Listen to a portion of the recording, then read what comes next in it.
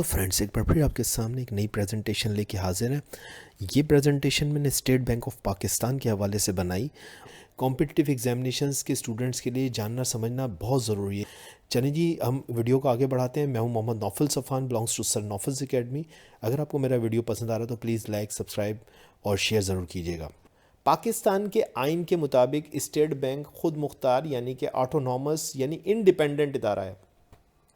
اس کے گورنر کو supreme court کے ججوں کی طرح قبل از وقت ہٹایا نہیں جا سکتا کہ بینک دولت پاکستان جو ہے وہ ایس بی پی ایکٹ 1956 کے تحت چلتا ہے۔ ٹھیک ہے جی، ایس بی پی ایکٹ جو دراصل اسٹیٹ بینک کا آئین کہا جا سکتا ہے، اس کے مطابق اسٹیٹ بینک کا کام زرعی یا مانیٹری استحکام پیدا کرنا ہے۔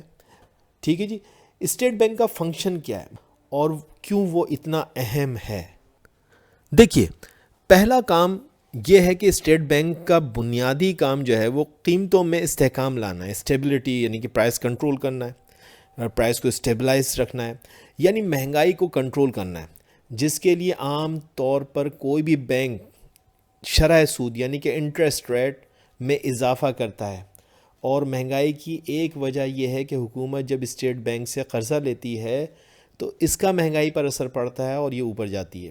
دوسرا فنکشن یا دوسرا کام کیا ہے اس کا کہ اس کا مین کردار یہ ہے کہ فسکل اسٹیبلٹی پیدا کرتا ہے، یہ یعنی ایکسچینج ریٹ کا استحکام۔ میں نے آپ کو ایکسچینج ریٹ بتایا ہے کہ ڈالر اور جو روپیہ کی قدر ہے اس کا کمپیریزن جو ہو رہا ہے وہ اس میں روپیہ گرنا نہیں چاہیے۔ یہ ایک بہت بڑا اسٹیٹ بینک کا فرض ہوتا ہے کہ وہ اس چیز کو کنٹرول رکھے، اس کو اسٹیبل رکھے، یعنی کہ ایسا نہ ہو کہ صبح 5 روپے بڑھ گئے ڈالر پہ اور جو ہے وہ شام کو 5 روپے گر گئے۔ یہ اسٹیبل رہنا چاہیے، جس طرح سے کہ آپ دیکھتے ہیں کہ گزشتہ برسوں میں رہا ہے، آج کل آپ دیکھتے ہیں کہ کتنی زیادہ ڈی اسٹیبلائزیشن ہے۔